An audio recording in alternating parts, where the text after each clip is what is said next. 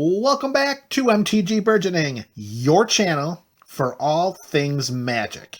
The Kitchen Table series, our longest running content series here at the channel, returns with its 63rd deck tech. And today, we're going to take a nice, long, scurvy look at a Rakdos Pirates deck.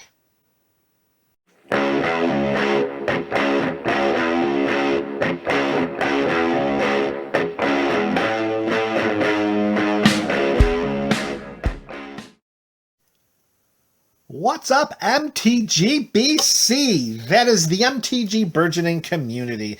Here we are with another deck tech number 63 here at the Kitchen Table series. And today we are going to look at some Rakdos Pirates. As generally is customary here during the Kitchen Table series, we're going to begin with the mana base. And here, there's not going to be much to talk about. We got black, we've got red, we don't have any mana rocks in this deck. It's all about the basic lands. We've got 10 swamps, and we've got 10 mountains. Now, you're probably asking in a Rakdos deck, well, why don't you fill it with shocks, or fill it with some check lands, or filter lands, or maybe some smoldering marshes? And those are all very viable questions, and the answer simply is, this is a very, very, very budget build. This is one of those decks that I'm trying to keep the value down, and in so doing, filling 1/3 of the 60 cards with just basic lands helps to pull that off. Of course, there's always potential for upgrades in a bit with the lands in any deck, particularly one that's just basics. So yes, by all means, we could fill this with shocks. We can put in the blood crypts. We can put in some smoldering marshes. We can put in some luxury suites. But I would rather save those precious lands for decks of a much higher caliber.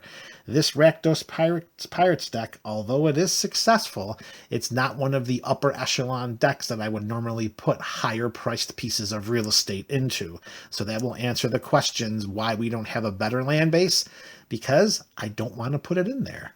And that's pretty much that. So we've got 10 basic mountains, we've got 10 basic swamps for a total of 20 basic lands, and 1/3 of the deck is down.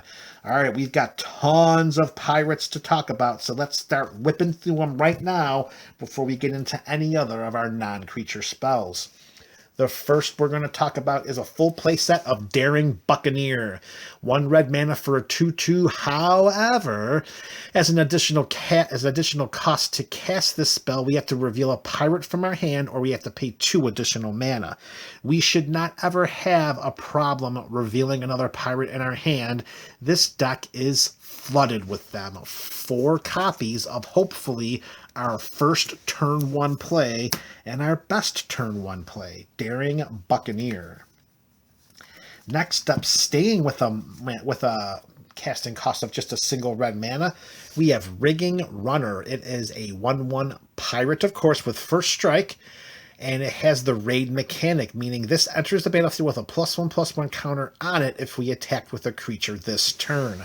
4 copies, and I will share with you that the very best combo that we can hope, I shouldn't say combo, the very best beginning that we can hope for with our pirate deck here, turn 1 Daring Buccaneer, turn 1 Mountain Daring Buccaneer, turn 2 Mountain attack with Daring Buccaneer, and then second main phase cast Rigging Runner, and we have 2 2/2s on the battlefield in the first 2 turns of the game.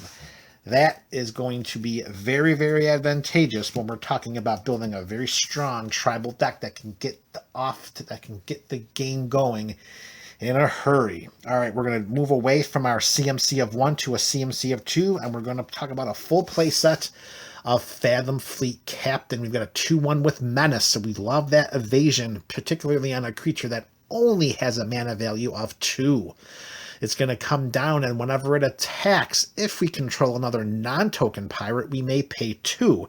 And if we do, we can create a 2/2 black pirate creature token with Menace. And apparently, there's someone at the door. So the bottom line here with this playset of pirates is they come with Menace, and they can create creature tokens that are pirates with Menace as well, as long as we meet the criteria of having an additional non-token pirate. We're going to keep paying that mana and making those 2/2s. 4 copies of Fathom Fleet Captain. Speaking of creating pirate creature tokens, we're going to create some monkey ones too. Yeah, let that one slip just 2 seconds before I wanted to. We're going to put the full playset of Karizev Skyship Raider.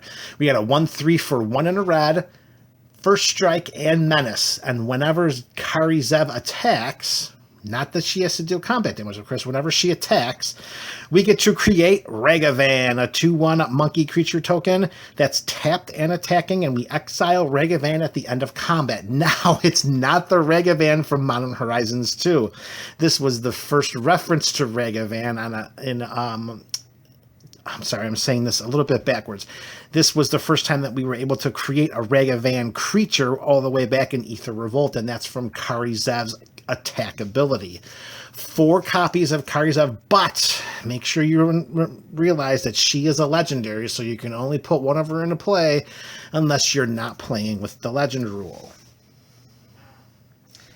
All right, sticking with red, but moving up to a mana value of 3, you can see how we're trying to perfectly curve 1 to 2 to 3. The next four piece that we're going to talk about is Lightning Rig Crew. We've got a pirate here for 2 and a red. It's an 0/5, so it's not going to deal much on the combat damage front. However, we can tap Lightning Rig Crew to deal 1 damage to each opponent, and whenever we cast a pirate spell, we can untap Lightning Rig Crew. You can see the very low cost of our creature spells here, so it's not outside the realm of normalcy to tap this 2 to 4 times throughout a series of our turn. Actually, that sounded kind of weird. It would not be outside the realm of normalcy to tap Lightning Rig Crew 2 to 3 times during one of our turns, not a series of our turns. We're not playing blue take turns here. This is Rakdos Pirates, dang it. All right, staying with the mana value of 3, you're going to know that we're topping out at 3. There isn't going to be any spells in this deck that cost more than 3 to cast. That is all. Captain Lannery Storm, another legendary pirate. This one's a 2/2 for 2 and a red. It has haste, and whenever Captain Lannery Storm attacks, we create a treasure token, and whenever we sacrifice a treasure, Captain Lannery gets +1/+0 until end of turn.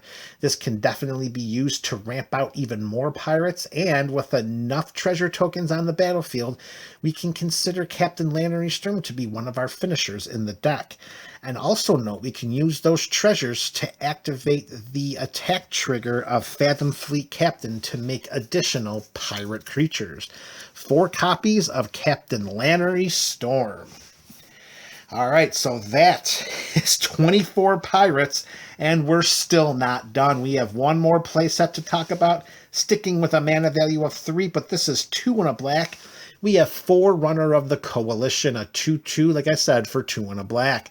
When it ETBs, we may search our library for a pirate card, reveal it, shuffle our library, and put that card on top of it. Whenever another pirate enters the battlefield under our control, each opponent loses 1 life. So this is definitely one of those pirates that we want to hold back from combat, just like Lightning Rig Crew. Because whenever a pirate comes in, each of our opponent's life total is going to tick down by 1. And then we can tap the Lightning Rig Crew in response to deal another point of damage. The 2 of those pirates have great synergy as long as we can keep putting pirates onto the battlefield. All right, so since we have crafted a deck that is just swarming the battlefield with smaller, faster, more numerous threats, we need to make sure that we pack some creature removal, both spot and board, as a way in which to preserve our army and make sure that we can pull a front of our opponents and end up winning the game via combat damage or life drain. And the first full playset we're going to talk about as spot removal, I mean, we're in Rakdos colors, so we might as well play with the best card available, and that's going to be Terminate. I mean, it's black and a red, destroy target creature. I mean, it's nice to have a black creature removal spell that doesn't say non-black or non-artifact or non-legendary or non-green or anything like that. Terminate, destroy target creature, it can't be regenerated. 4 copies of Terminate. And our last removal, this one's going to spray the battlefield. And this one is hopefully to remove any semblance of a chump blocking army of tokens so that we can get through with our smaller dudes so that we can make sure that we win the game via our pirate-driven combat. And that's going to be Fiery Cannonade. It's an instant, 2 and a red, and it deals 2 damage to each non-pirate creature. So all of our guys are going to stay on our battlefield because they're pirates, and hopefully we can see many of our opponent's creatures hit that yard by taking 2 points from this instant burn spell while our pirates just stand there laughing at them.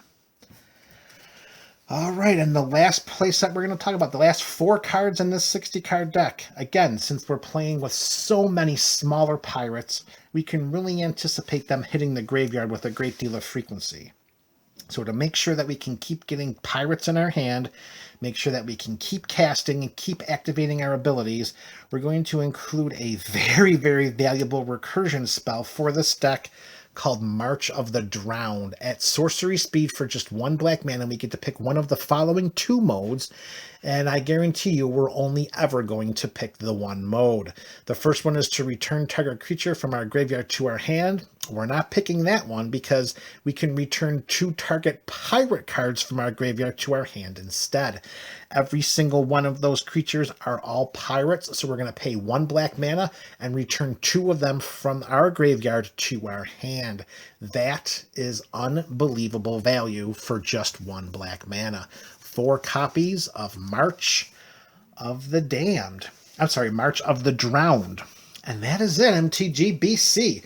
Deck tech number 63, Rakdos Pirates. Let me know your thoughts in the comments section below. This is MTG Burgeoning, your channel for all things Magic.